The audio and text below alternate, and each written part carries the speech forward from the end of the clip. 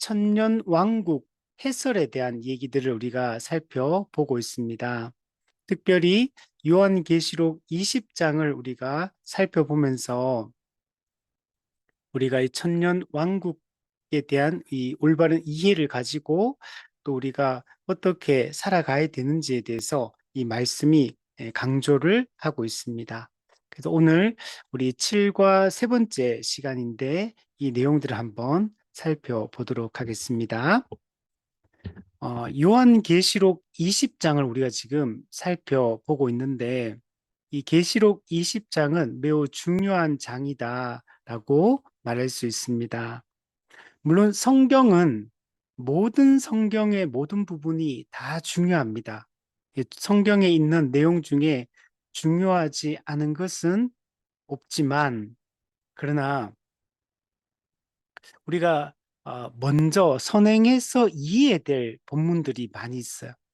먼저 알아야지만 성경 전체를 바르게 해석하고 바르게 우리가 또 우리 분별하고 살아갈 수 있기 때문에 그래서 뭐 다 중요하지만 그 중에서 선행해서 꼭 알아야 될 내용들 먼저 올바르게 해석해야 될 본문들이 있습니다.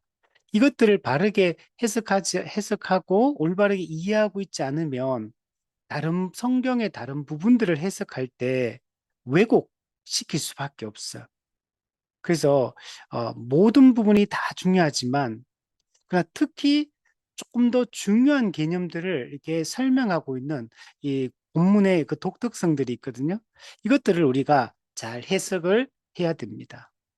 여러 본문들 우리가 말할 수 있겠지만 이 종말론과 관련해서 특별히 이 요한계시록 20장이 매우 중요하다. 그래서 이 계시록 20장은 이 천년 왕국에 대한 얘기를 하는데 천년 왕국 해석이 종말론 전체 해석에 아주 지대한 그 영향을 미치기 때문에 이 본문을 잘 이해를 해야 됩니다. 그래서 계시록 20장을 잘 이해를 할 때 특히 또 이 본문은 그냥 계시록 20장만 잘 이해해서 되는 본문은 아니고 또 다니엘서와 또 잘 연결해서 이해를 해야 됩니다. 그래서 다니엘서에 나오는 이런 일의 해석과 이 천년 왕국 해석이 매우 밀접하게 연관이 되어 있고 이게 종말론 전체 사상에 지대한 영향을 미치고 있기 때문에 이 부분을 잘 이해할 필요가 있습니다. 또한 우리의 종말론을 잘 이해해야지만 이 땅에서 우리가 신앙생활을 바르게 할 수가 있습니다. 여러분 주변에 보면 이단이 결코 멀리 있지 않습니다. 예. 이단이 정말 가까이에 있고 이단에 빠진 사람들이 정말 우리가 알고 있는 사람들이 많아요. 이미 알고 있는 사람들 또는 알고 있는 우리 지인들의 친척들, 가족들.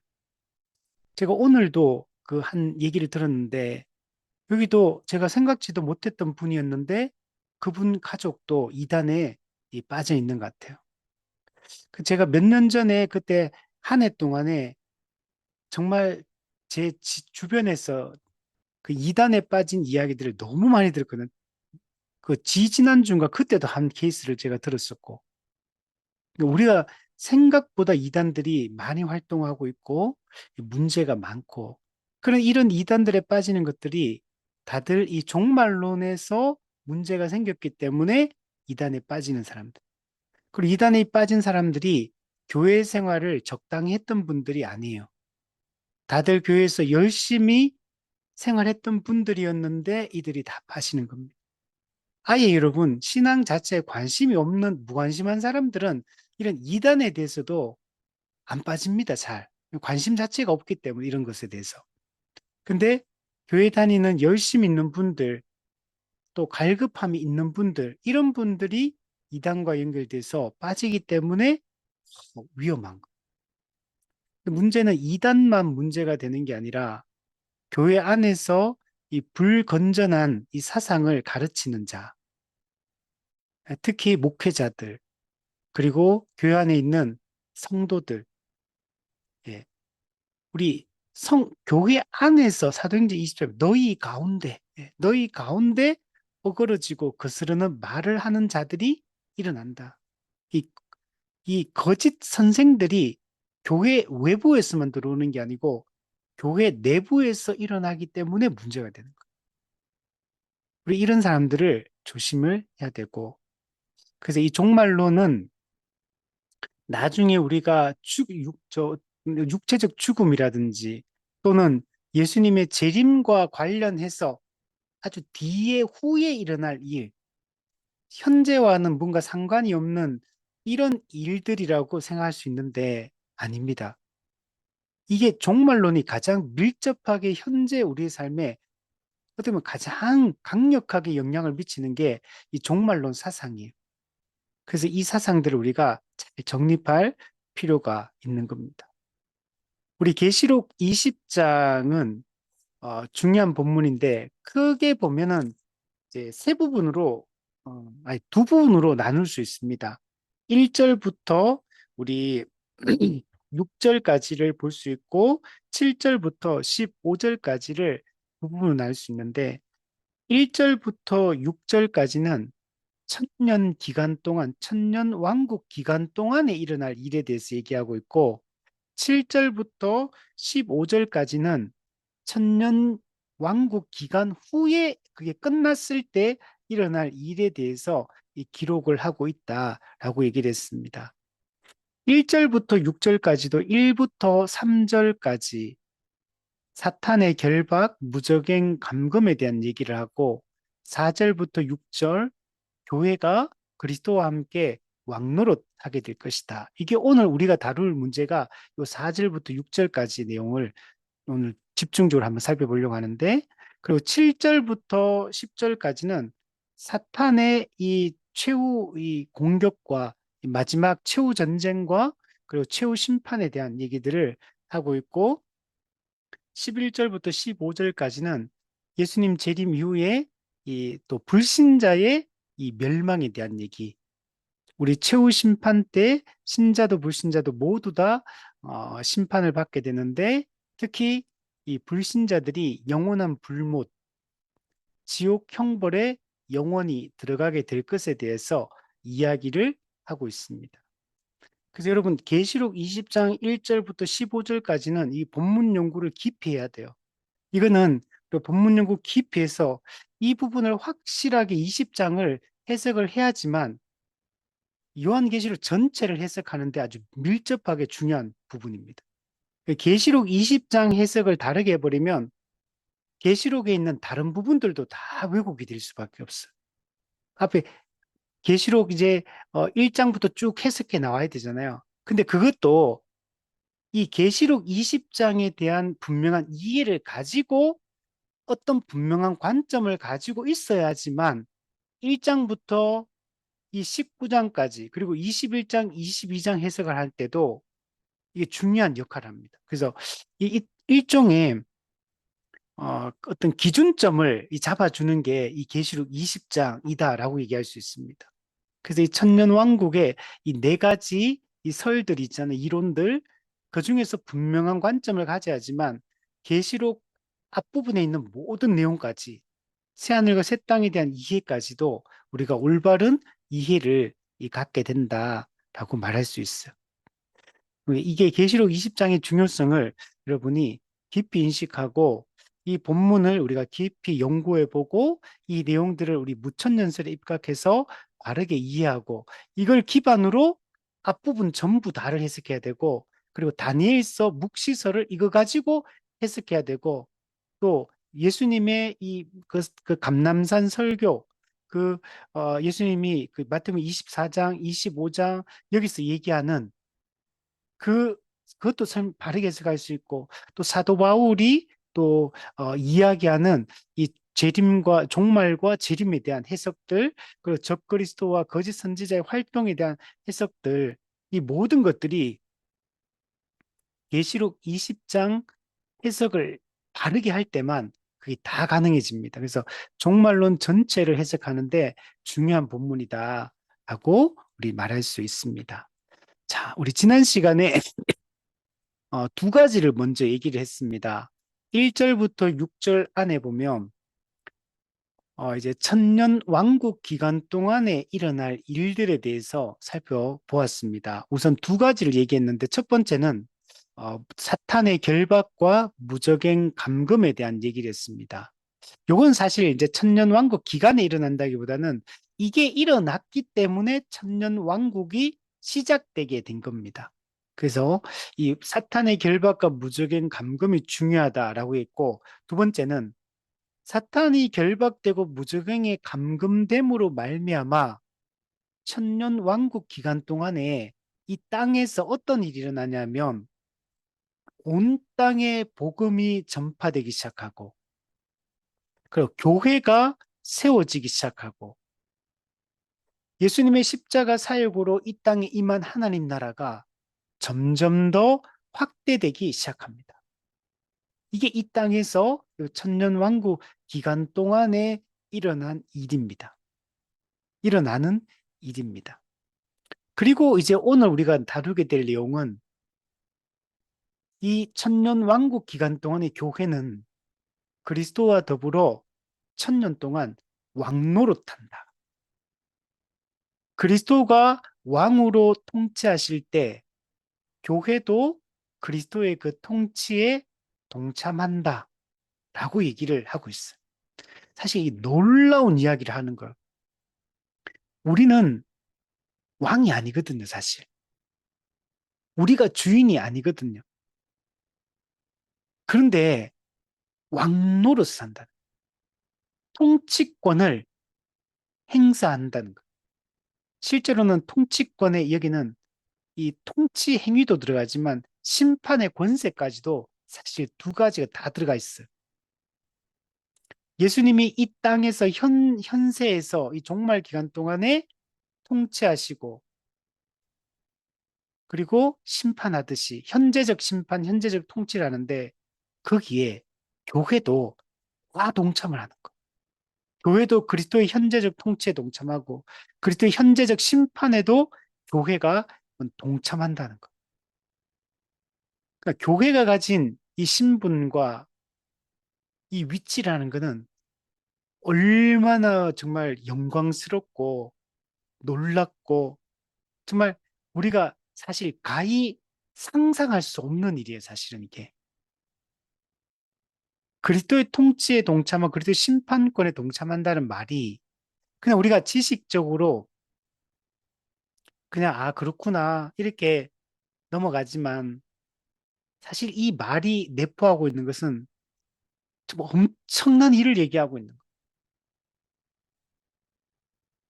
그래서 우리가 이걸 깊이 묵상하고 우리가 이 땅을 살아가는 게 중요합니다. 우리가 교회가 되었다는 게 얼마나 영광스러운지 여기에 대한 매일매일 우리는 감격하며 살아가는 것이 필요합니다. 사탄의 결박과 무적행 감금으로 천년 왕국이 시작되었는데 그러면 이 사탄의 결박과 무적행 감금은 언제 일어났느냐? 초림 때 십자가 사역으로 사탄은 결박되고 무적행에 감금되었습니다.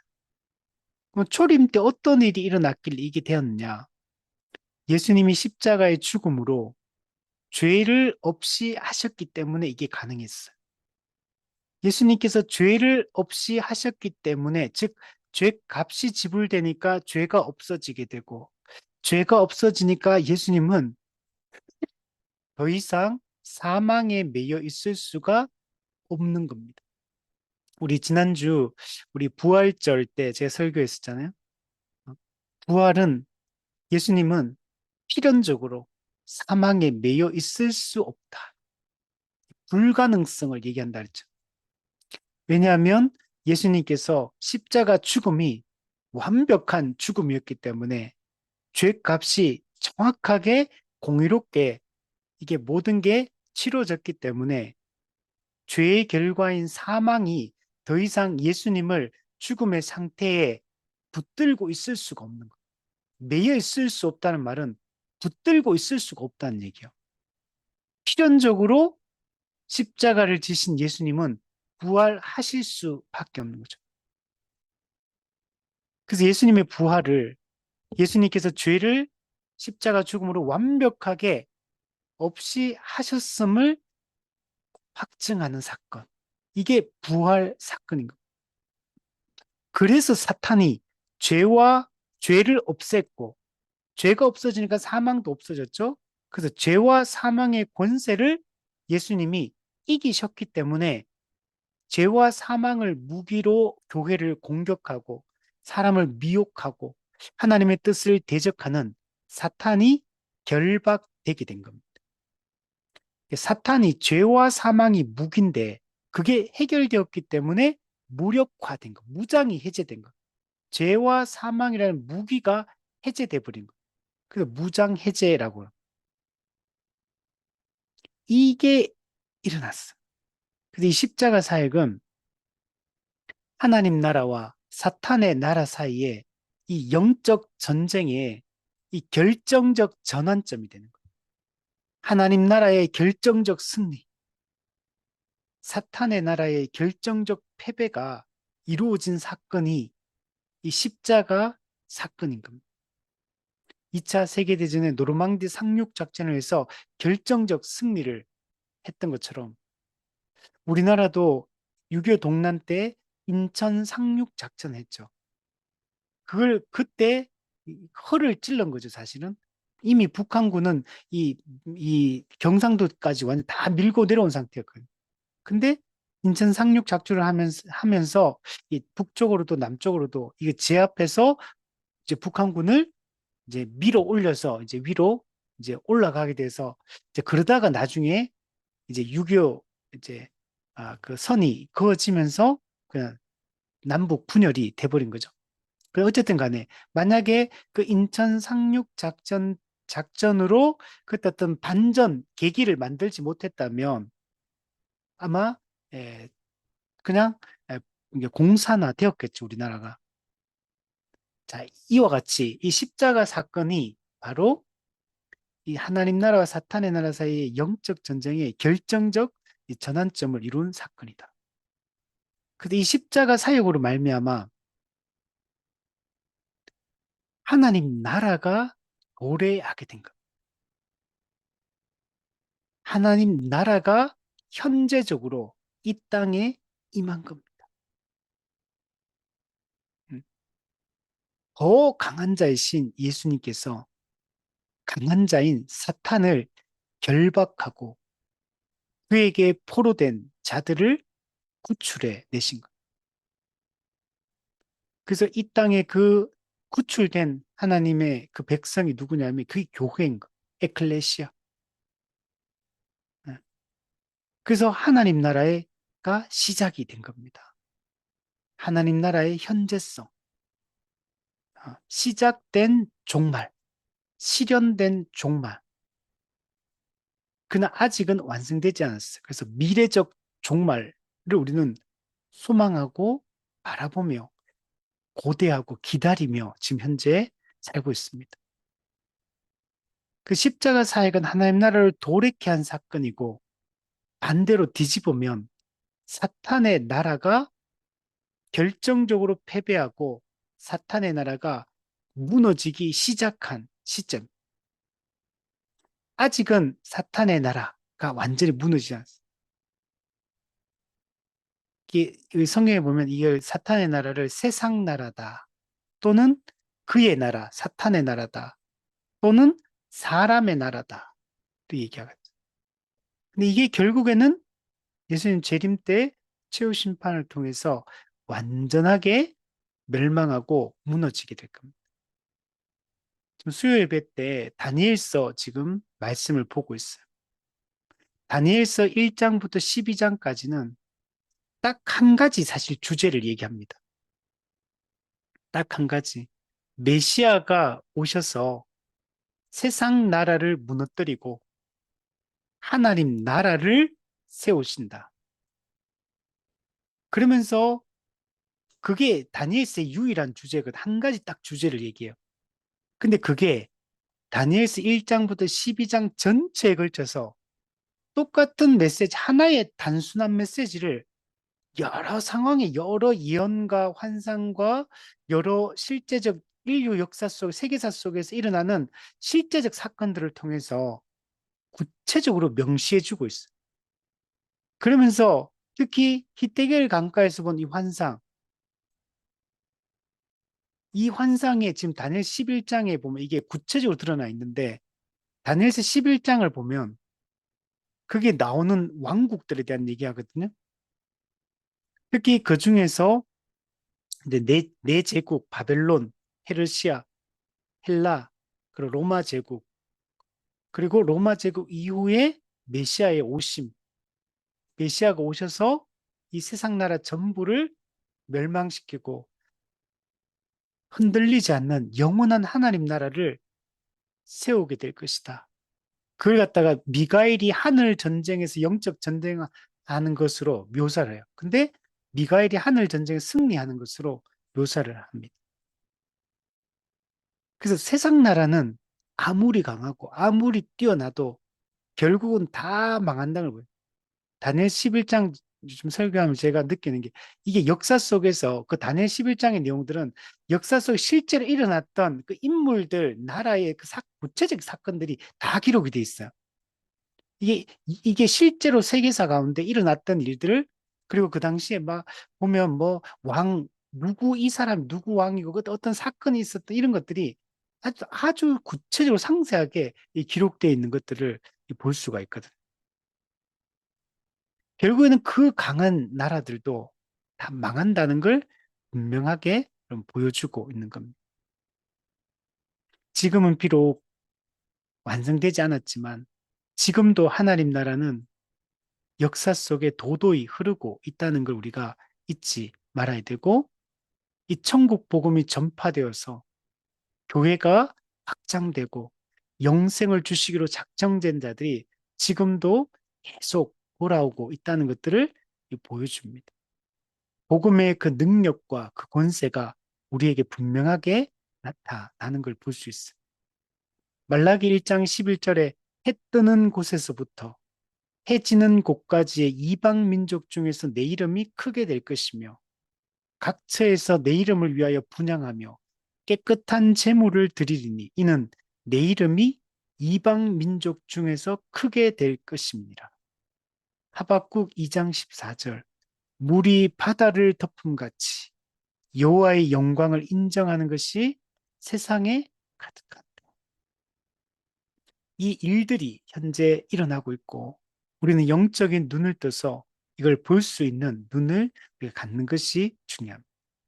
겉으로 볼 때는 교회가 약해지고 또 사람들이 빠져나가고 근데 이거는 어쩔 수가 없어요. 이거는 종말의 특징은 예수님 말씀하시기를 배교 현상이라고 얘기했거든요.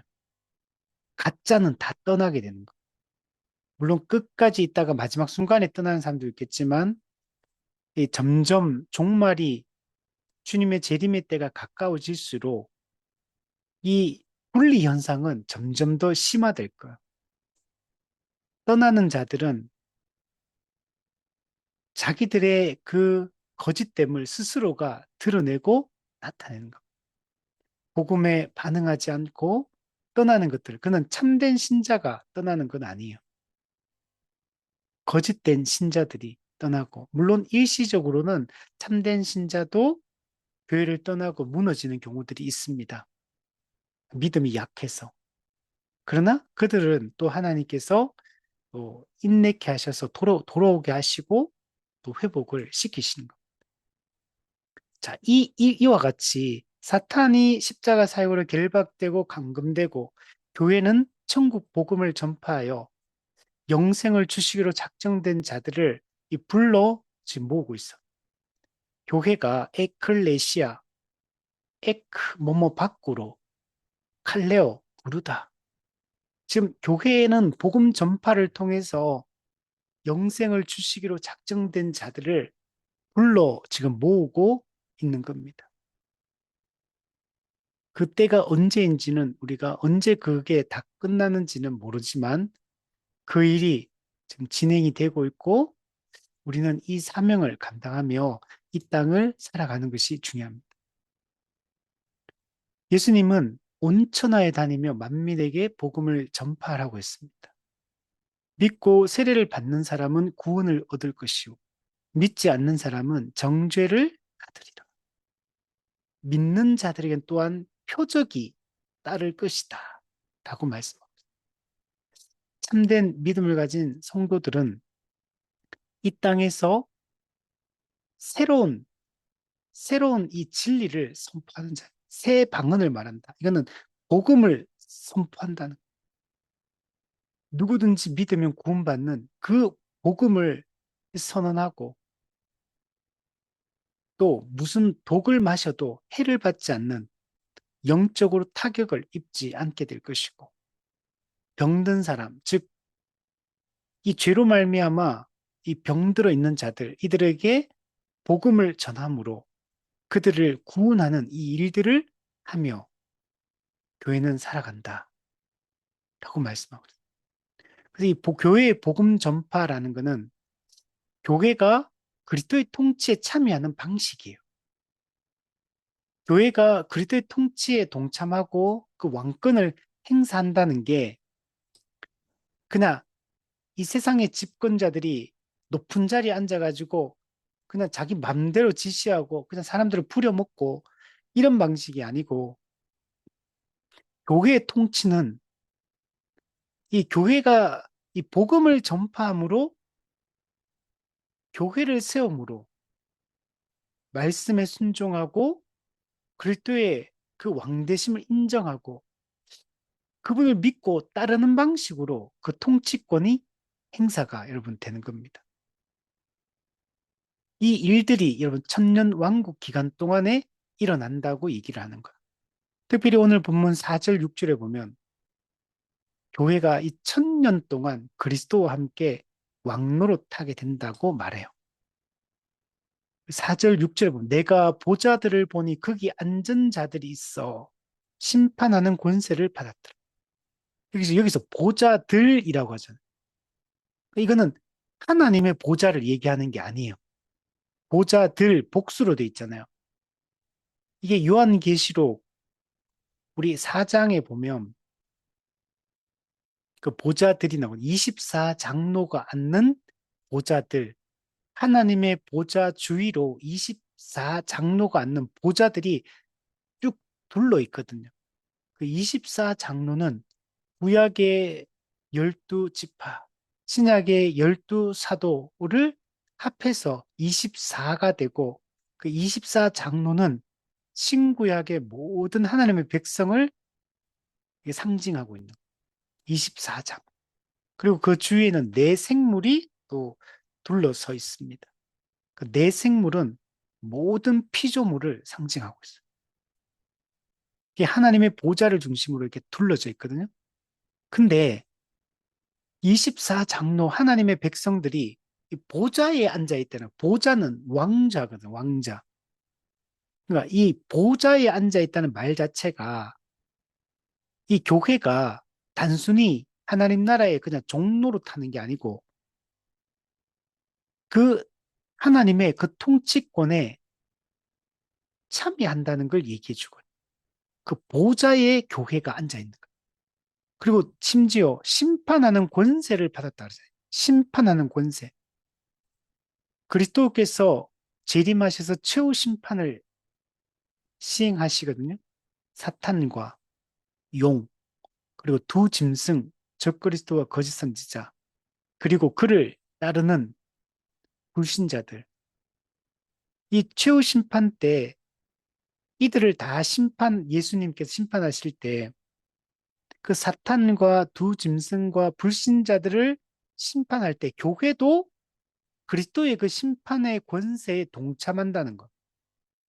교회는 재림 때 최후 심판의 대상이기도 하고, 재밌죠? 심판의 대상인데 교회가. 근데 심판의 권세에 또 동참하는 심판자로서 그게 동참한다라고 얘기하는 거예요. 교회가 가진 이 신분과 영광이 얼마나 놀라운 것인지를 보여주죠. 근데 이 사람들을 설명해 주기를 예수를 증언하고 복음을 전하는, 하나님의 말씀 때문에 목배임을 당해. 즉 이들은 예수님을 증언하고 하나님의 말씀을 전파하는 것 때문에 박해를 받고 고난을 받았어. 이들은 짐승, 이 첫 번째 짐승, 적그리스도, 그리고 적그리스도의 우상이 만들어지는데 사람들은 다 여기에 우상에게 경배합니다. 왜냐하면 이 적그리스도의 우상이 기적을 막 베풀고 표적을 나타내기 때문에 그 능력에 사람들이 속아가지고 이 적그리스도가 그리스도라고 생각하고 그를 따르기 시작해요. 그 우상에게 경배하기 시작하고 그 짐승이 주는 이마와 손에 표를 받아요. 짐승의 표 666. 이 표를 받아서 살아갑니다.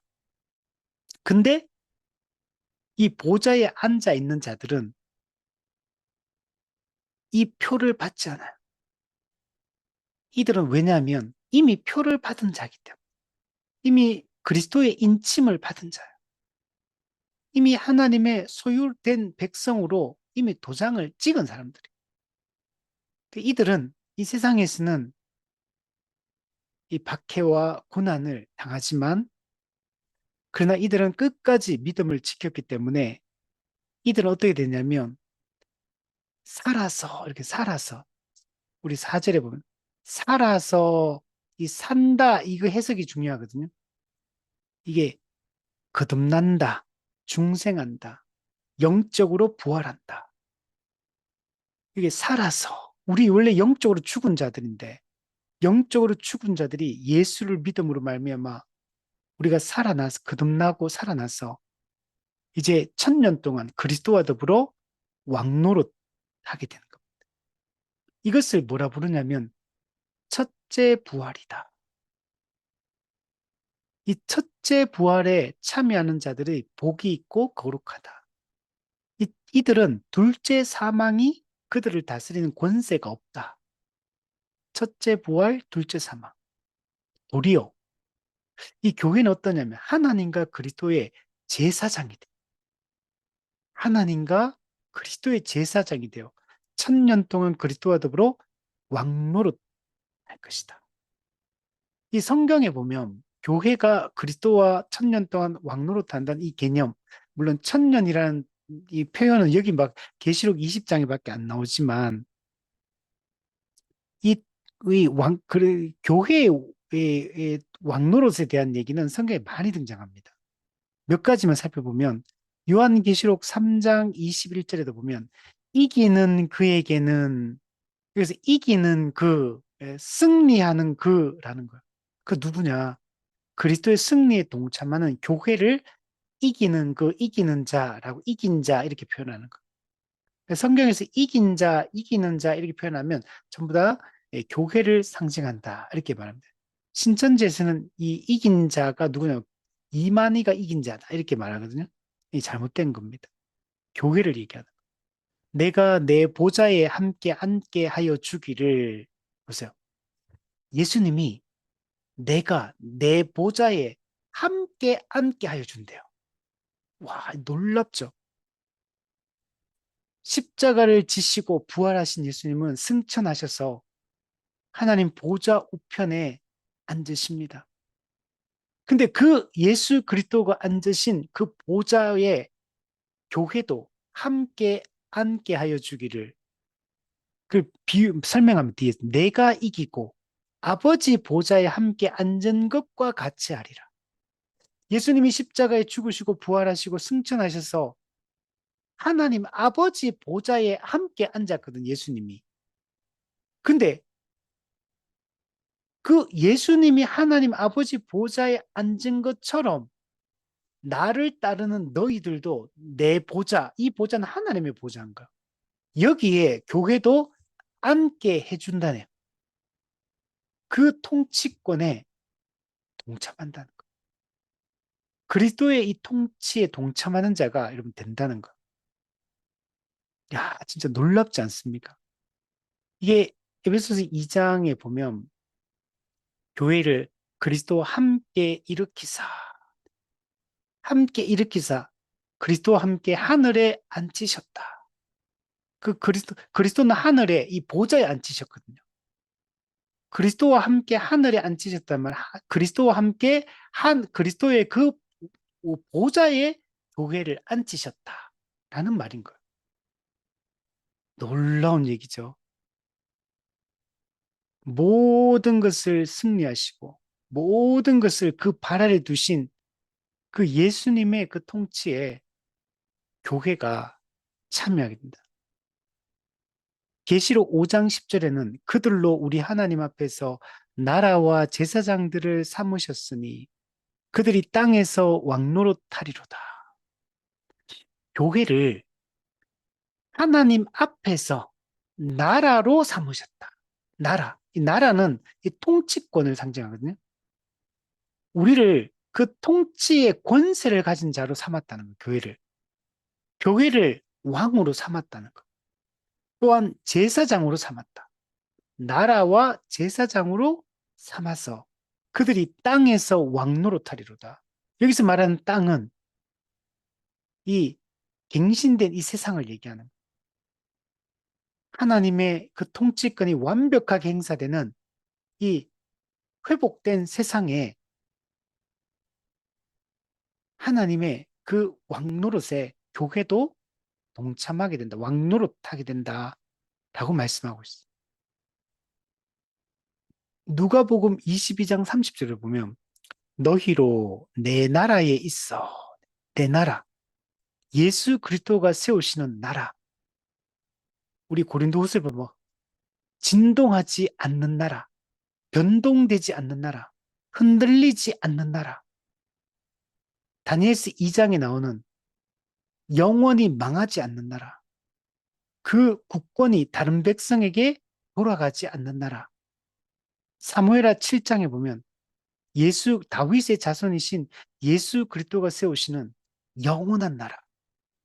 그 나라에 교회도 너희도 내 나라에 있어 내 상에서 먹고 마시며 내 상에서 먹고 마시며 예수 그리스도의 상에 같이 밥 먹어요. 예수 그리스도의 상에 같이 먹고 마시는 존재입니다. 그 남유다가 바빌론에게 멸망당하는데 그때 요시아의 아들 중에 그 요야긴이라고 있는데 그가 1차 포로 때 끌려갑니다. 3차 포로로 끌려가는데 그 1차 끌려가가지고 바빌론에 가가지고 완전히 그냥 유대 왕이 바빌론에게 점령당해가지고 왕이 잡혀간 상태. 왕이 바빌론에 끌려가거든요. 근데 나중에 가면 재밌는 장면이 나와요. 그 요야긴 왕을 바빌론 왕이 그 사람을 그 감옥에 가두고 이렇게 막 조롱하는 처음에는 그랬는데 나중에 어떻게 보면은 그, 바빌론이 수많은 그 식민지를 삼았거든요. 그 여러 나라의 왕들을 끌고 와가지고 자기 발 밑에 두고 있었거든요. 근데 그 중에서 유대 임금 한 사람만 따로 그를 높입니다. 그리고 바빌론 왕의 식탁에 함께 앉아가 먹어요. 와, 이게 제가 보고 깜짝 놀랐어요. 왜 이러냐? 바빌론 왕이 이게 도대체 그 수많은 식민지 중에 왜 유대의 왕만 따로 그 신분을 회복시켜서 그 바빌론 왕과 함께 음식을 왜 같이 같은 식탁에서 왜 함께 내 식탁에 앉아서 같이 먹게 하거든요. 그게 뭘 상징하냐면 바로 이 사건을 상징하는 예수 그리스도의 십자가 사역으로 교회가 그 그리스도가 세우신 그 나라에 동참하는 것을 구약에서 그렇게 구속사적으로 좀 보여주고 있는 거. 놀라운 사건이죠. 그리고 또 이렇게 예수님 말씀 내 상에서 먹고 마시며 또는 보좌에 앉아 이스라엘 12지파를 다스리게 하려 하노라. 보좌에 앉아 다스린다. 예, 교회는 예수님을 믿는 사람들은 그리스도의 보좌에 앉아서 그리스도와 함께 다스리고 통치하게 될 것을 이야기하고 있는 겁니다. 지금도 우리가 이게 나중에 예수님 재림 이후에 이게 완전하게 이루어지겠지만 그때만 이루어지는 게 아니라 지금 이미 이 현세 기간 동안에도 우리가 그 그리스도의 통치에 지금 참여하면서 현재 살고 있는 겁니다. 그리스도의 심판의 권세에도 그리스도의 그 통치의 권세에 지금 교회는 현재적으로 지금 동참하고 있어요. 우리는 지금 이 땅에서 아이고 무슨 우리가 뭐 그리스도의 통치에 참여하고 그리스도의 심판에 현재적 심판에 참여합니까? 아이 지금 저는 뭐 그냥 내 한 몸도 막 근사하지 못해가지고 지금 이렇게 쩔쩔매고 있고 이 땅에서 그냥 도태된 그냥 무기력한 한 인간에 불과하고 이렇게 나약하고 세속적이고 나 같은 인간이 뭐 무슨 그리스도의 통치에 참여 심판에 참여하느냐 이렇게 우리 생각할 수 있거든. 아이고 나는 뭐 그리스도의 나라는 고사하고 나는 내 앞가림도 좀 못해가지고 벌벌 기고 있는데 지금 나 같은 이 한심한 인간이 무슨 그 통치에 참여 심판에 참여하느냐 이렇게 생각할 수 있지만 그렇지 않습니다. 우리가 비록 연약함이 있고 이 땅에서 여전히 이 매여 있는 삶들을 우리가 살고 있지만 우리는 지금 그리스도 안에서 새로워진 존재예요. 그리스도와 연합한 존재고 그리스도의 능력으로 살아가는 존재고 하나님께서 그리스도 안에서 자기 백성으로 바라보는 자들이 그리스도 안에서 통치와 심판권에 참여하는 놀라운 신분, 하나님을 아버지라 부르며 담대하게 그분 앞에 나아가서 교제할 수 있는 이런 존재로 우리가 서 있다는 사실을 잊지 말아야 돼. 우리가 이미 얻은 이 신분, 영적인 이 신분을 우리 잊지 말아야 되고, 그래서 이 땅에서 우리가 정말 이 땅에서 마귀의 자식처럼 이렇게 살아서는 안 돼요. 우리가 하나님의 자녀라는 그 잊지 말아야 돼. 우리 옛날에 그 소설인지 뭐 제가 잘 모르겠는데 그 왕자와 거지 있잖아요. 왕자와 거지가 옷을 갈아입고 왕자는 거지 행세하고 그 거지는 왕자의 위치에 가가지고 있잖아요. 근데 그 정말 그 보면 중요한 게 그 거지는 왕자가 되었는데도 불구하고 여전히 거지처럼 생각하고 거지처럼 행동하고 근데 왕자는 거지 옷을 입고 있는데도 왕자처럼 생각하고 왕자처럼 행동하고 얼마나 당당한지 그죠? 우리는 이 땅에서는 만물의 찌꺼기처럼 만물의 구경거리처럼 그죠? 이 세상에서는 우리가 연약한 자로 가난하고 우리 고린도전서 1장처럼 가난하고 배우지 못한 자고 가문이 좋지 않은 자고 타고난 것들이 좋은 그런 것들을 가지지 못한 자, 약한 자, 없는 자 이런 자들이 다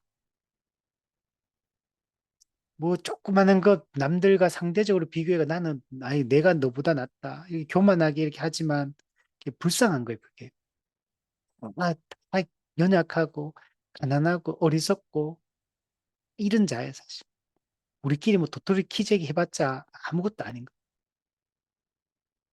우리는 거기서 우리를 내가 가진 것으로 내가 이룬 것으로 내가 이미 성취한 것으로 내가 현재 서 있는 이 위치로 우리를 인식하면 안 돼. 우리는 하나님 앞에 서 있는 내가 누구인가? 하나님이 나를 어떻게 바라보시는가? 현재 우리가 가진 그 영적 신분이 무엇인가? 이미 우리가 가진 능력이 무엇인가? 그리스도 안에서 우리 자신을 인식하고 살아가는 것이 매우 중요한 겁니다. 자, 그러면 교회가 그리스도와 함께 왕노릇하는 기간은 그럼 언제인가? 그리스도와 함께 왕노릇한다고 하는데 도대체 이때는 언제를 말하느냐? 이걸 이해를 하려면 그리스도가 왕노릇하는 기간이 언제인가를 알아야 됩니다. 그래야지만 그리스도와 더불어 왕노릇하는 거니까 그리스도가 왕노릇하는 기간을 알면 교회가 그리스도와 더불어 왕노릇하는 기간이 언제인가를 알 수 있죠. 자, 그러면 그리스도의 통치는 언제 시작되었느냐? 그리스도의 왕권은 언제 시작되었냐면 예수님이 십자가 사역을 완수하시고 죽으시고 부활하심으로 부활하시고 승천하셔서 공식적으로 하나님 보좌 우편의 왕으로 취임하신 그 순간부터 그리스도의 통치가 시작된 겁니다. 그리스도의 왕권이 행사되기 시작한 거예요. 그리고 그 언제까지 그게 계속되냐? 그 성경에 보면 원수가 네 발 아래 있을 때까지, 원수가 네 발 아래 굴복할 때까지, 원수 사탄 마귀가 예수님의 발 아래 완벽하게 완전하게 굴복할 때까지, 그때까지 예수님이 통치하신다 그랬어요. 그럼 그때 언제냐? 예수님 재림 때. 재림하셔서 아까도 말했지만 용과 두 짐승과 그를 따르는 모든 불신자에게 최후 심판을 통해 영원한 불못에 그들을 던져 넣겠다. 그게 이루어질 때까지, 이 재림 때까지. 이때까지 그리스도가 통치하시는 거예요. 그러니까 그때 이 그리스도가 통치하는 그때 교회도 그리스도와 더불어, 이 중요한 게 그리스도 더불어 그리스도와 함께 통치한다. 즉 교회는 그리스도와 분리될 수 없어요. 그리스도 안에서 모든 게 시작돼요. In Christ. 그리스도와 연합했기 때문에 모든 게 시작이 되는 거예요. 그래서 그리스도의 그 모든 그 통치에 교회도 그때부터 참여를 하게 되는 겁니다. 자, 근데 그리스도의 통치의 시작은 초림 십자가 사건 때부터. 그 십자가 사건을 이루시고 승천하셔서 하나님 보좌 우편에 앉으신 그때부터 하나님 나라 회복이 시작되고 사탄의 나라가 무너지기 시작한 그때부터 그리스도의 통치가 시작되고 그리스도의 통치의 마지막은 언제냐? 재림하셔서 원수 사탄을 완전히 정복하시는 그때 최후 심판을 통해서 영원한 불못에 던져는 이게 계시록 20장 7절에서 10절에 나오는 거예요. 그들을 미혹하는 마귀가 불과 유황못에 던져지니 거기는 그 짐승과 거짓 선지자도 있어 세세토록 밤낮 괴로움을 받으리라. 우리 대요리 문답에도 보면 이 사탄의 최후 심판에 대해서 이렇게 설명을 하고 있는 걸 볼 수 있어요. 사탄은 자기의 때가 얼마 남지 않은 줄 알기 때문에 지금 최후의 발악을 하지만 사탄은 여러분 제압당합니다. 천년이 차고 사탄이 그 옥에서 놓여서 무적행에서 다시 노임을 받아서 곡과 마곡의 전쟁, 최후 전쟁을 일으키고 교회를 대적하겠지만 하나님이 사탄과 그 모든 악의 세력들을 그냥 일시에 그냥 불태워버리는, 일시에 제압해버리는 강력한 힘으로 이 성경에 보면 이걸 보여주는 장면들이 많아요. 그 그 히스기야 왕 때 적이 막 쳐들어와가지고 그냥 이스라엘 남유다가 그냥 멸망당할 그런 위기가 있는데 하나님이 놀라운 방법으로 그들을 처단해버려요. 적을 물리쳐버립니다. 그리고 놀랍게 이 구원받는 이 장면들이 있거든요. 이런 것들이 이 하나님이 이 영적 전쟁을 주도하시고 하나님께서 우리의 모든 대적을 승리케 하실 것을 보여주는 거예요. 여러분, 전쟁은 우리에게 속한 게 아니에요. 이게 가난 정복 때 그걸 잘 보여주고 있죠. 전쟁은 우리에게 속한 게 아니에요. 하나님께서 이 전쟁의 주도권을 가지고 행사하시고 그 승리를 이루시는 분임을 보여줍니다. 하나님 나라가 그리스도의 통치가 마무리되는 이때가 사탄이 완전히 정복되는 때고 하나님 나라 회복이 완성되는 때가 되는 겁니다. 그래서 이 초림 때 하나님 나라가 임하기 시작해서 회복이 시작되어서 재림 때 하나님 나라 회복이 완성이 되게 됩니다. 그리스도의 통치가 되었기 때문에 우리는 하나님 나라가 이 땅에 임했다, 도래했다라고 얘기를 하는 거예요. 그리스도의 통치를 통해 하나님의 통치가 시행되고 있고 이 초림과 재림 이 사이, 승천과 이 재림 사이에는 교회가 그리스도와 더불어 그리스도와 함께 이 통치권에 참여를 하게 되는 겁니다. 자, 그러면 재림 이후에는 어떻게 되느냐? 재림 이후에는 그러면 그리스도는 통치 안 하는 거냐? 아니요. 그리스도의 재림 이후에도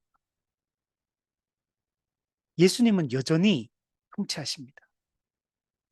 그리스도의 재림하시고 최후 심판하시고 그리고 새 하늘과 새 땅이 완성됩니다. 이걸 우리는 영원 시대다. 초역사의 시대다.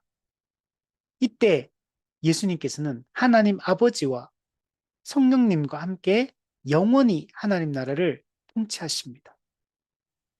하나님 나라는 삼위 하나님이 다 함께 통치하십니다.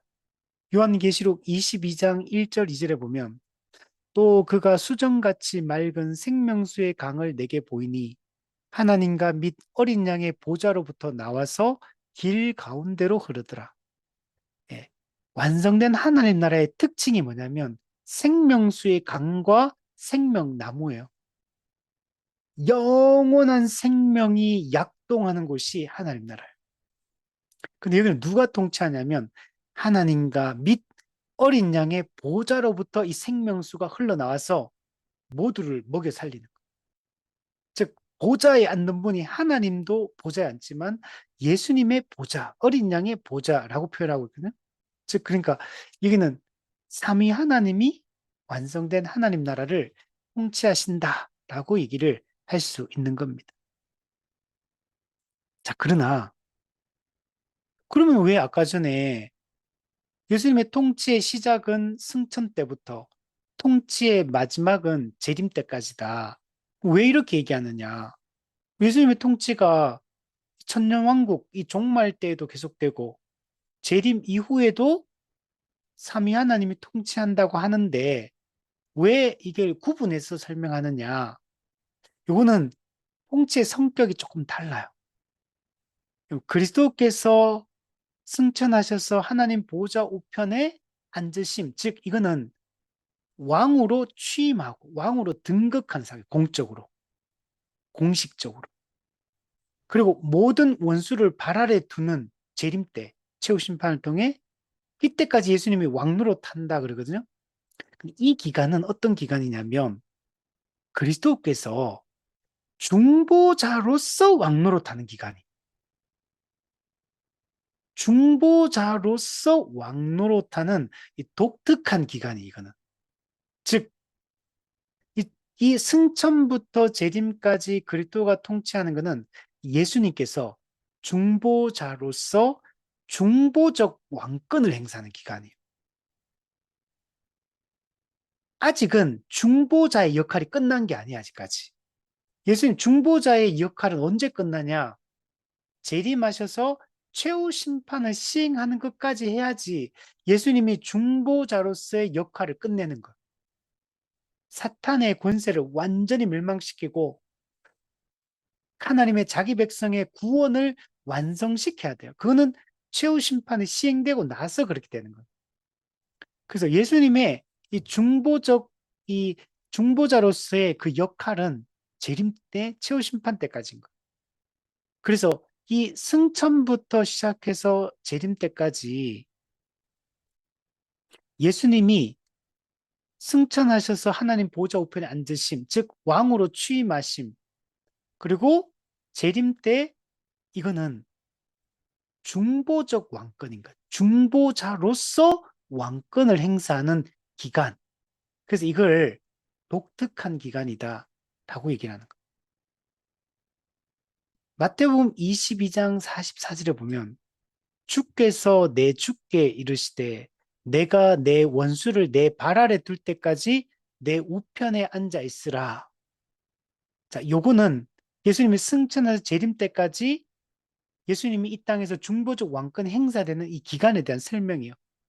이걸 빌립보서 2장 9절에서 11절에는 이렇게 표현합니다. 승천의 의미를 보여주고 승천하신 예수님이 어떤 일을 하시는지를 보여줘요. 하나님이 그를 지극히 높여. 네.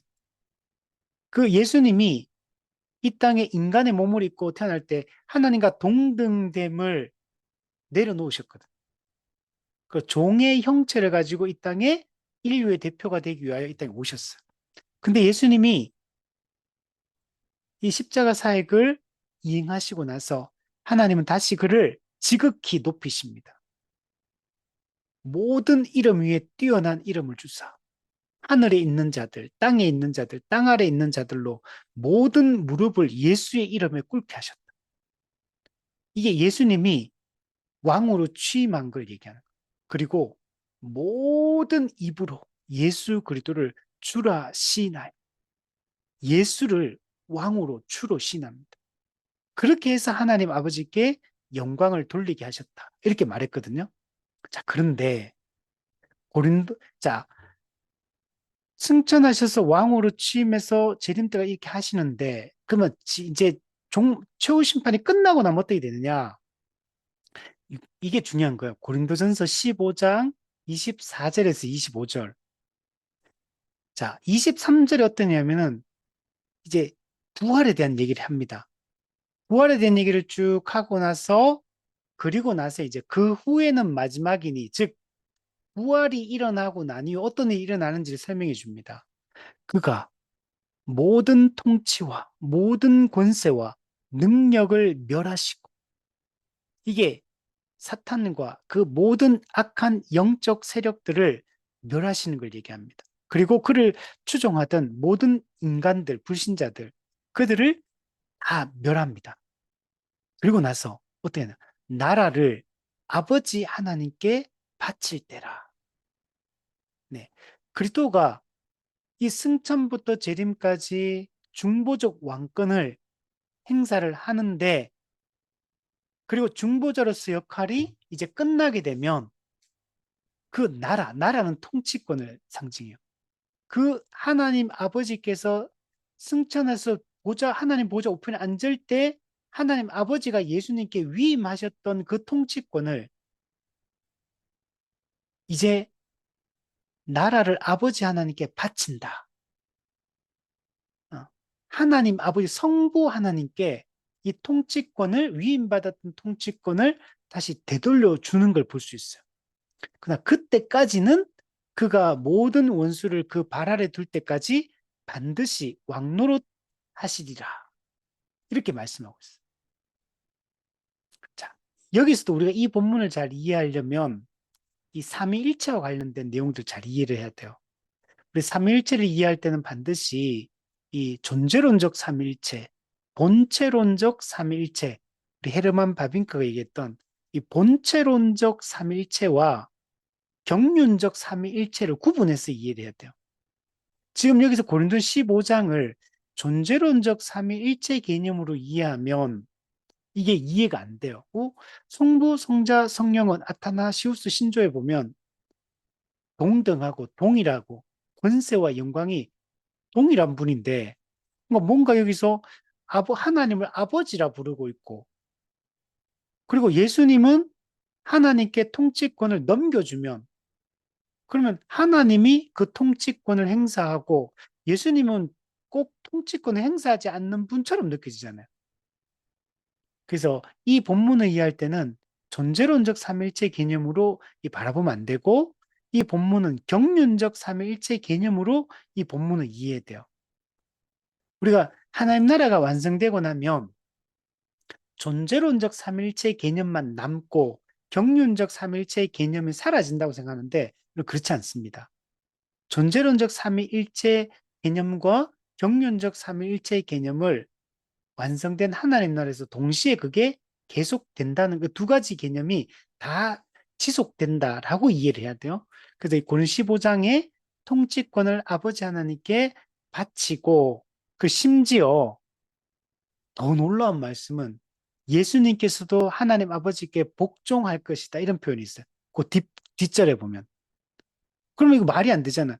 존재론적 삼일체 개념으로 이해하면, 아니, 예수님도 하나님이시고, 예수님과 하나님은 동일한 권세와 능력과 그 동일 본질의 하나님인데, 근데 왜 예수님이 하나님 아버지께 복종한다고 말하냐? 그러면 이해가 안 되잖아요. 존재론적 삼일체 개념만 가지고 이해를 하려면 예수님이 완성된 하나님 나라에서 하나님께 복종한다는 말이 도무지 이해가 될 수가 없는 거죠. 근데 이걸 경륜적 삼위일체 개념으로 이해하면 그 이해가 되죠. 우리 요한복음에 보면 예수님께서 하나님의 하나님이 주신 말씀을 행하시고 하나님 뜻대로 행하시고 예수님이 하나님을 향해 아버지라 부르시고 이렇게 다 얘기하잖아요. 그래서 우리가 이 경륜적 삼일체 개념으로 이걸 이해를 해야 된다. 이렇게 얘기를 할 수 있는 겁니다. 자, 오늘 우리가 읽었던 계시록 20장 4절부터 6절. 예, 승천하신 예수님 하나님 보좌 우편에 앉으시고 재림 때까지 왕노릇하는 이 기간 전체를 성경에서 뭐라고 표현하냐 오늘 본문에서 천년이라고 표현하고 그리스도의 이 중보적 왕권이 행사되는 이 기간이 여러분 천년인 거예요. 즉 교회가 그리스도와 더불어 왕노릇하는 기간이 바로 이 천년 왕국인 거예요.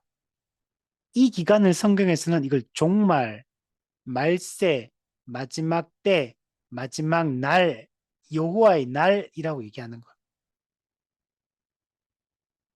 이 기간 동안 교회는 그리스도와 왕노릇하게 되는 겁니다. 근데 오늘 본문 4절, 6절에 보면 그리스도와 더불어 천년 동안 왕노릇하는 이 교회가 첫째 부활에 참여한 자들이고 둘째 사망이 없는 자들이다라고 이렇게 말해요. 우리 20장 6절에 보세요. 이 첫째 부활에 참여하는 자들은 복이 있고 거룩하도다. 우리 앞서 그 앞절에 그 4절 끝에 보면 그들이 살아서 영적으로 죽어 있던 자들이 예수님을 믿음으로 말미암아 살아났어요. 영적으로 영적 부활을 한 겁니다. 거듭난 거요. 자, 이들이 이렇게 된 걸 이걸 표현하기를 첫째 부활에 참여한다 이렇게 표현해요. 근데 이들은 둘째 사망이 그들을 다스리는 권세가 없다.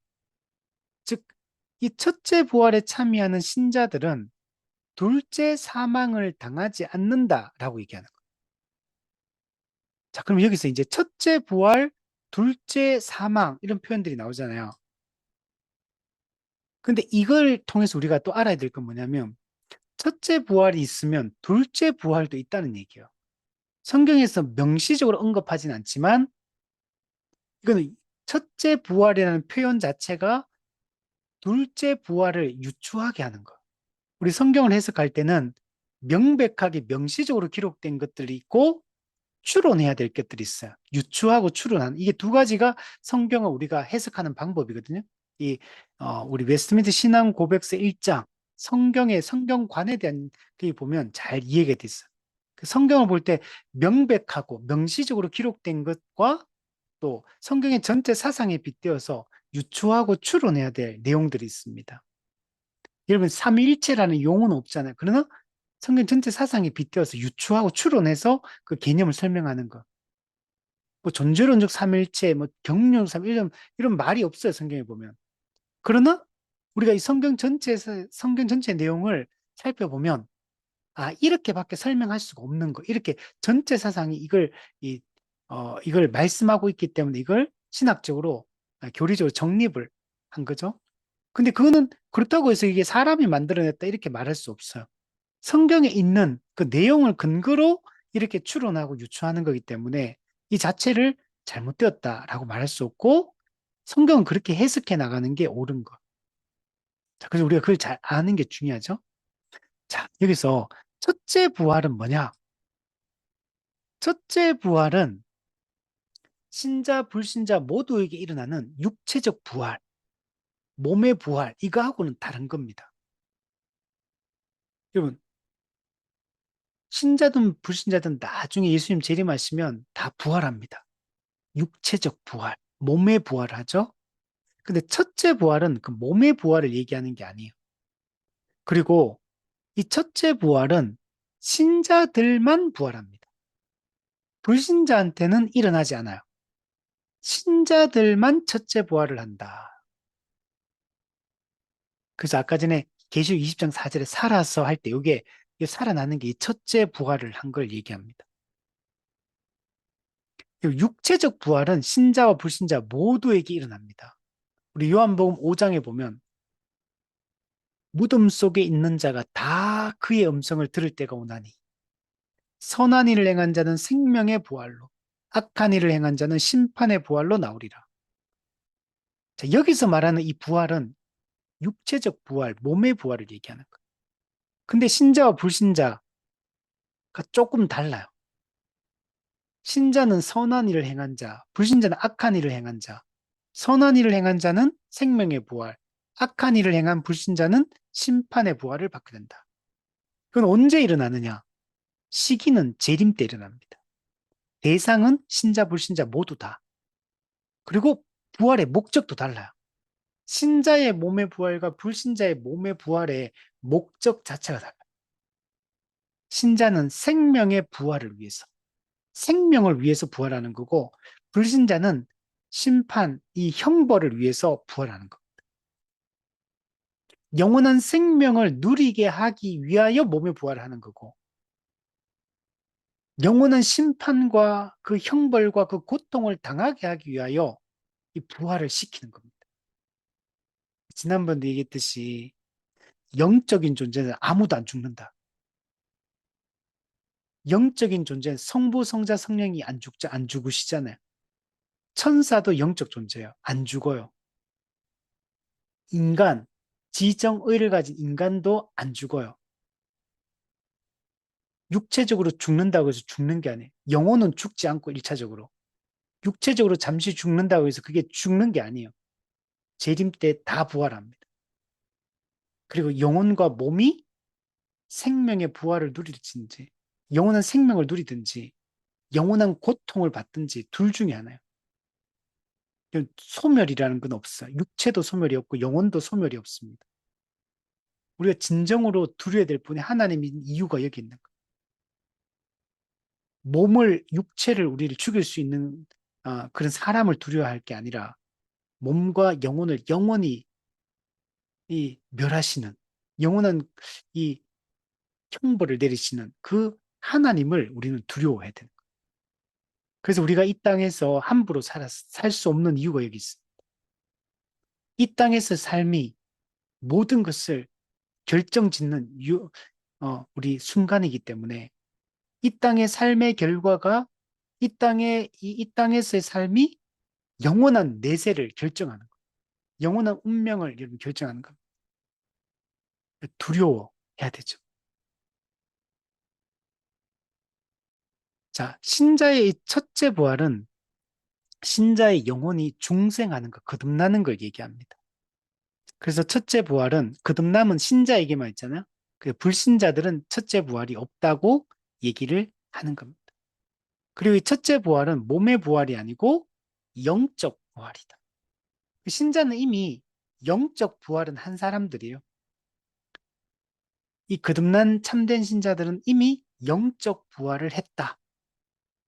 이미 새 생명을 얻었다. 그리고 나중에 몸의 부활은 재림 때 우리도 하게 되는 겁니다. 신자의 영혼은 육체적 죽음 이후에 몸과 영혼이 분리되고 즉시 하나님 보좌 우편에서 통치하시는 그 예수 그리스도께 올라갑니다. 지금 그리스도가 하늘에서 통치하잖아요. 우리가 죽으면 신자의 영혼은 즉시 그리스도와 함께 낙원에 있다가 하늘에 있다가 그리스도의 통치에 동참하다가 예수님이 재림하실 때 몸이 부활하면 다시 결합해서 최후 심판을 받고 영원한 하나님 나라에 들어가게 되는 겁니다. 예수님께서도 이 첫째 부활에 대해서 말씀했어요. 첫째 부활이라고 표현하지 않았지만 이 동일한 이 가르침을 주고 있습니다. 예수님이 십자가에 못 박히고 난 이후에 그 한편 강도에게 이런 말씀입니다. 내가 진실로 내게 이르노니 오늘 네가 나와 함께 낙원에 있으리라. 이 낙원, 그리스도와 함께 낙원에 있는 이 상태, 그게 된다 그랬잖아요. 네. 이 거듭난 첫째 부활을 한 성도들이 죽으면 그 영혼이 즉시 그리스도와 함께 하늘에 있게 된다라고 얘기를 하고 있습니다. 그렇기 때문에 거듭난 성도는 첫째 부활에 참여한 자들은 둘째 사망을 당하지 않게 됩니다. 이 둘째 사망은 지옥 형벌을 얘기하는 거예요. 예수님 재림 때 최후 심판 때 이루어지는 이 영원한 형벌, 영원한 지옥 형벌, 이걸 둘째 사망이라고 하는 겁니다. 그러니까 이 둘째 사망, 영원한 지옥 형벌, 오직 불신자들만 들어가잖아요.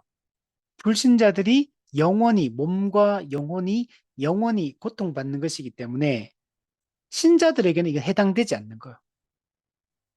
신자들에게는 둘째 사망이 없다. 자, 이걸 한번 정리해 보면, 자, 그러면 이제 정리해 보면, 첫째 부활이 있고, 둘째 부활이 있다. 첫째 사망이 있고, 둘째 사망이 있다. 성경에는 첫째 부활은 명시적으로 기록하고 있어요.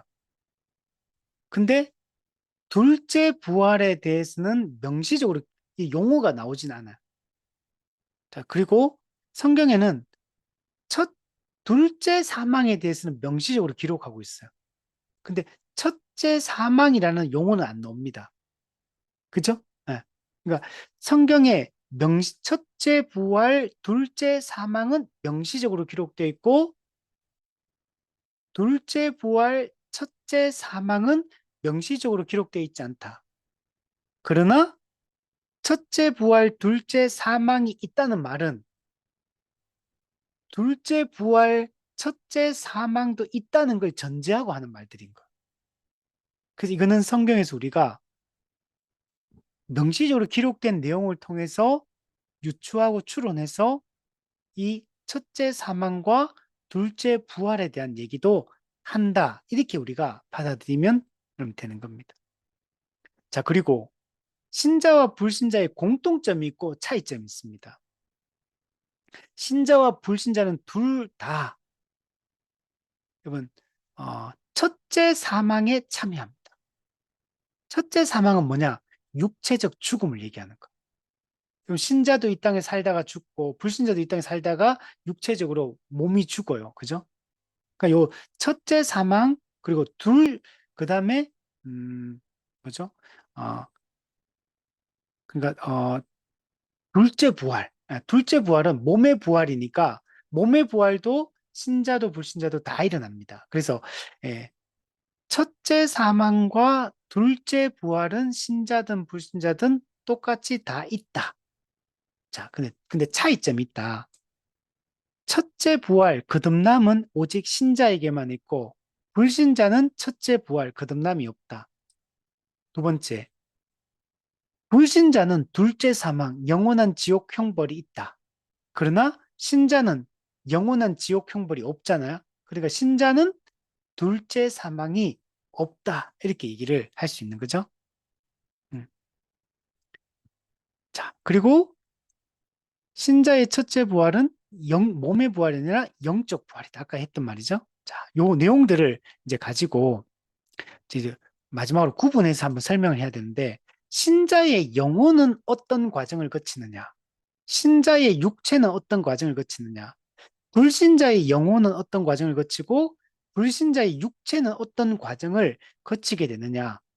즉, 육체적 죽음과 예수님 재림 사이, 신자도 육체적으로 죽고 불신자도 육체적으로 죽어요. 그리고 예수님 재림할 때까지 이미 죽은 신자와 불신자의 몸과 영혼은 어떤 상태에 놓이게 되느냐? 육체적 죽음과 예수님의 재림, 요 사이를 뭐라 부르냐면 신학적으로 중간 상태라고 표현합니다. 중간 상태. 이 중간 상태 개념이 매우 중요해요.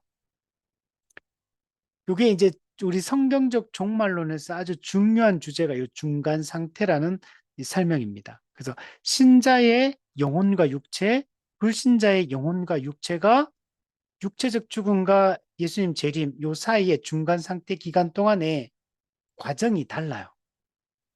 상태가 달라요. 그래서 요걸 우리가 정확하게 이해를 하면 됩니다. 그러면 우리가 쓸데없는 이것과 관련해서 쓸데없는 우리가 그런 생각들이라든지 질문들이라든지 많은 우리의 우리가 막 그냥 막 상상의 나래를 펼치고 이렇게 막 하거든 성도들이. 근데 이건 다 이제 요것만 이해하면 다 정리가 좀 되는 겁니다. 자, 한번 얘기해 보면 자, 신자와 불신자가 이제 육체적으로 죽어요. 자, 신자부터 얘기해 보면 신자가 육체적으로 죽는 순간 곧바로 즉시 영혼과 육체가 분리가 됩니다. 죽으면 곧바로 분리됩니다. 시간차가 없어요. 그냥 죽는 순간 영혼과 육체가 딱 분리되고 신자의 영혼은 어떻게 되나? 곧바로 그리스도가 계신 낙원 하늘로 올라가서 그리스도와 함께 있게 됩니다. 예수님께서 나와 함께 이렇게 표현해요. 그리스도와 함께 여기 함께가 중요해요.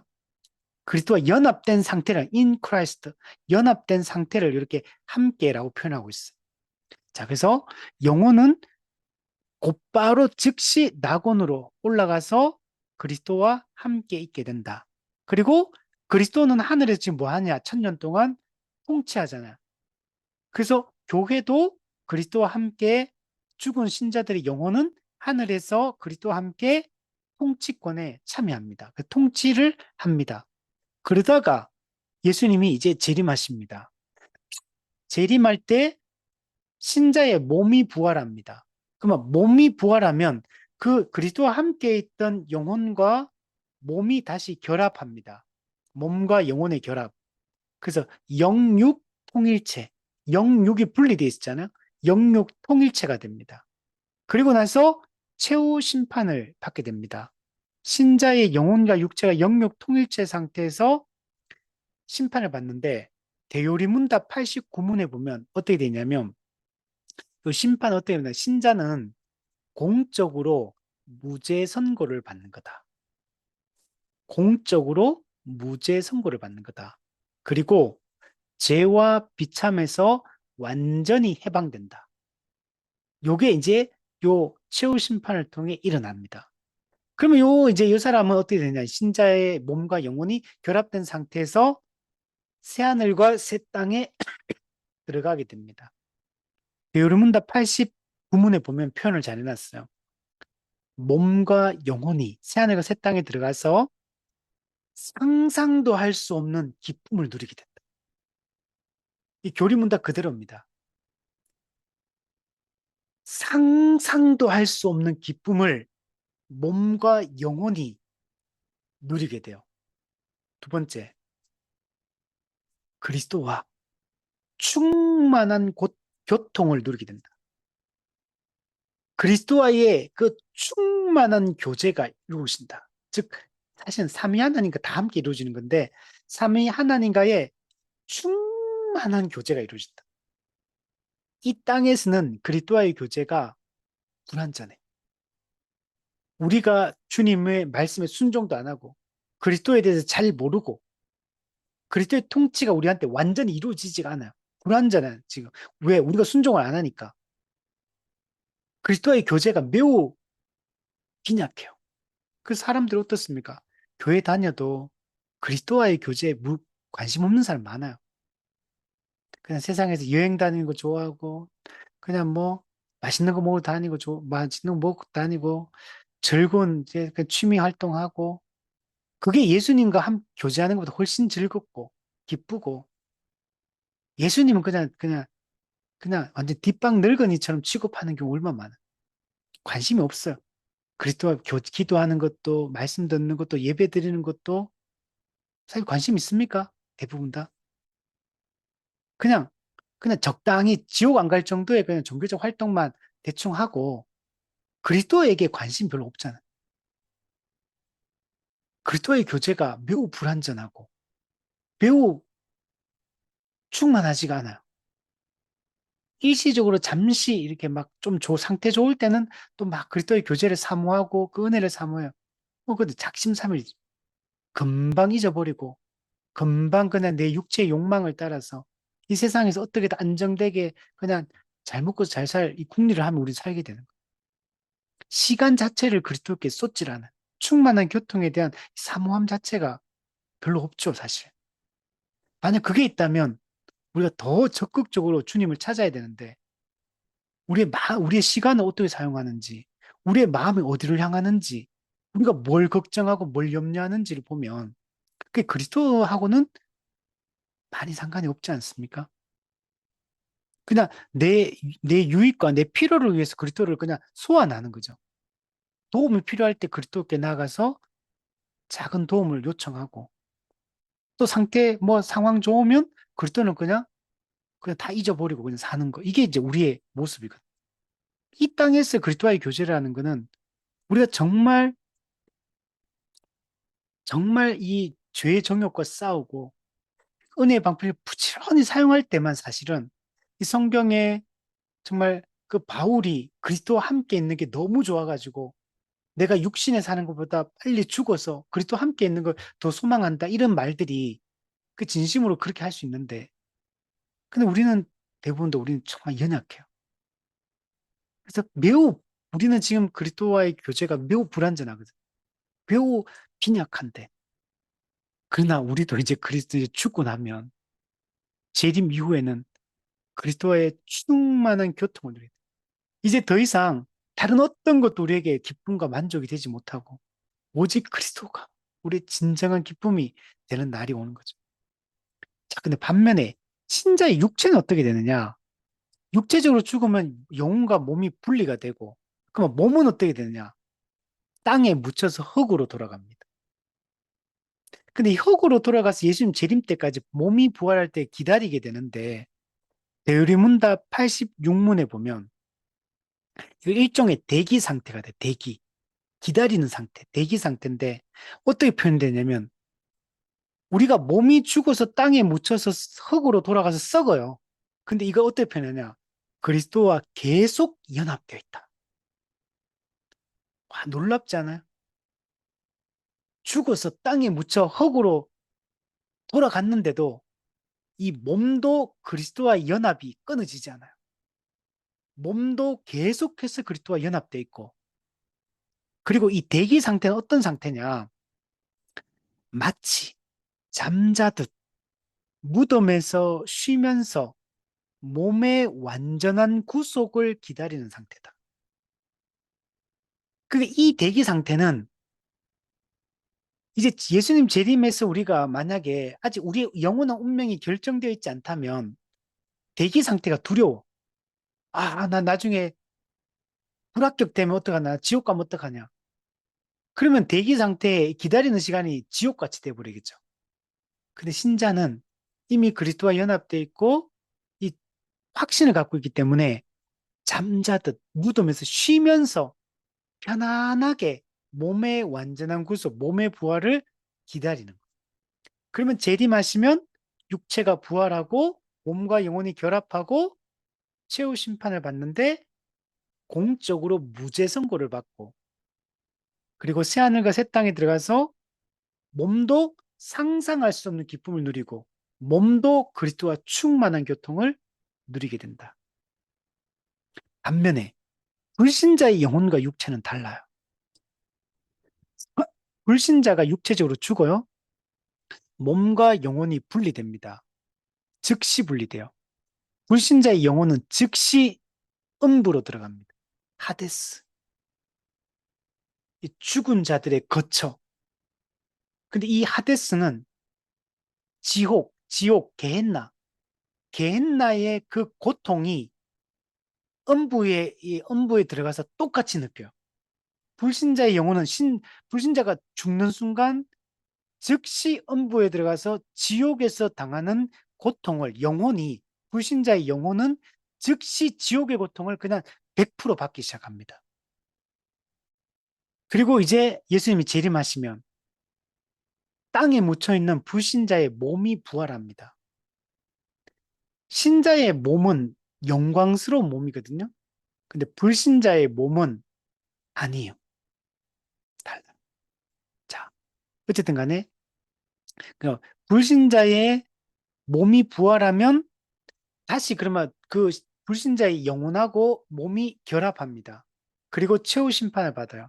이 최후 심판을 받을 때 공적으로 유죄 선고를 받는 거예요. 그리고 그리스도와의 영광스러운 사귐에서 쫓겨나게 돼요. 그리스도와의 교제가 완벽하게 단절돼 버려요. 하나님과 연결고리가 완벽하게 끊어져 버립니다.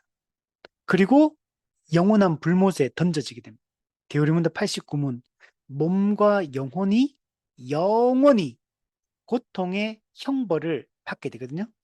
근데 이 고통 어떤 거냐? 가히 상상할 수 없는 고통을 받게 돼요.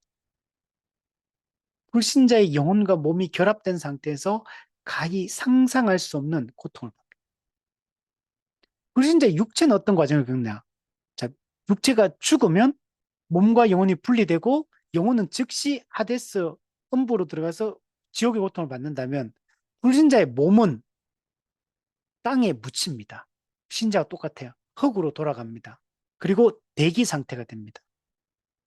근데 불신자는 아직 최종적인 유죄 선고와 심판이 집행이 안 됐지만 이미 죽는 순간에 영혼의 운명은 실제로 이미 결정되어 있는 거야. 영혼이 즉시 지옥의 고통을 받듯이 몸은 땅에 묻혀서 흙으로 돌아간다 하더라도 그냥 대기 상태가 아까 신자의 몸이 편안히 잠자듯이 몸의 완전한 구속과 구원의 복을 누릴 날을 그냥 기쁨 가운데 기다리듯이 그렇게 기다리는 게 아니에요. 불신자의 몸이. 어떤 상태가 되냐면 마치 감옥에 갇히듯 무덤에 보존된다. 그리고 몸의 부활과 큰 날의 심판 때까지 두려움 가운데 기다리게 되는 거예요. 그러니까 대기 상태 자체가 달라요. 영혼은 그 감옥에 갇히기 전에 그 자기가 감옥에 갇힌다는 걸 알고 그 대기하는 것과 한 사람은 그 자기는 그 좋은 곳에서 좋은 걸 누리게 될 걸 대기하는 상태 다르잖아요. 이미 그 상태로 보존돼. 그러다가 재림하시면 몸이 부활하고 근데 이 몸은 신자의 몸하고 달라요. 신자의 몸은 영광스러운 몸, 신령한 몸, 예수님과 동일한 성질의 새로운 몸으로 변화가 되거든요. 근데 불신자의 몸은 수치스러운 몸, 수치스러운 몸으로 부활을 합니다. 근데 이 수치스러운 몸으로 부활했는데 불신자의 몸도 지금하고는 달라요. 몸의 감각이 다 살아난 상태가 돼요. 지금은 몸의 감각이 이게 막 촉각, 오감 있잖아요. 이게 뭐 이렇게 꼬집어도 많이 안 아파요, 이게. 근데 지금 이게 몸이 기능이 지금 왜곡돼 있기 때문에 근데 나중에 되면 다 모든 게 민감하게 다 살아나 몸의 기능이. 그리고 고통을 받을 때 몸의 감각이 최대치로 이제 극대화돼 있는 상태, 활성화돼 있는 상태가 되거든, 민감하게. 그 상태에서 고통을 받으니까 몸이 지금 우리가 이 땅에서 몸이 아주 이렇게 감각이 아주 좀 이렇게 잘 이렇게 상실되어 있는 이 상태의 몸하고는 달라. 수치스러운 몸으로 살아난 상태에서 최고치의 벌을 받아야 되기 때문에 그 고통을 영원히 받게 되는 게 영원한 불못인 거예요. 그리고 불신자는 영광스러운 사귐에 쫓겨난다 그랬잖아요. 영원히 하나님과 단절되는 거예요. 하나님의 완전한 부재가 이루어져. 하나님의 진노와 적대가 완전하게 영원히 하나님의 진노가 쏟아지는 상태. 예수님께서 십자가를 지실 때 그토록 두려워하셨던 하나님의 완전한 버림받음을 이 불신자가 몸과 영혼이 함께 그 고통을 겪게 된다. 자, 오늘 좀 시간이 길었는데 정리하면 신자는 초림과 이 재림, 그리스도의 승천과 이 재림 사이에 그리스도와 함께 왕노릇한다. 우리는 그리스도의 통치권과 심판권 모두에 참여하는 자가 되었다. 이게 이 땅에서는 예배를 통해서, 교회적 삶을 통해서, 복음 전파를 통해 그 통치권에 참여를 여러분 하게 됩니다. 그리고 우리는 이 기간을 천년왕국 종말이라고 얘기를 하고 있습니다. 우리는 지금 이 기간을 살고 있고, 지금 우리는 그리스도와 연합되어 있는 존재라는 사실을 알고 그리스도의 그 통치에 참여하고 현재 우리가 살고 있다는 사실을 우리가 잊지 말고 우리가 가진 이 신분과 우리가 장차 누릴 그 영광을 우리가 확신하며 이 땅을 살아갈 수 있었으면 좋겠습니다.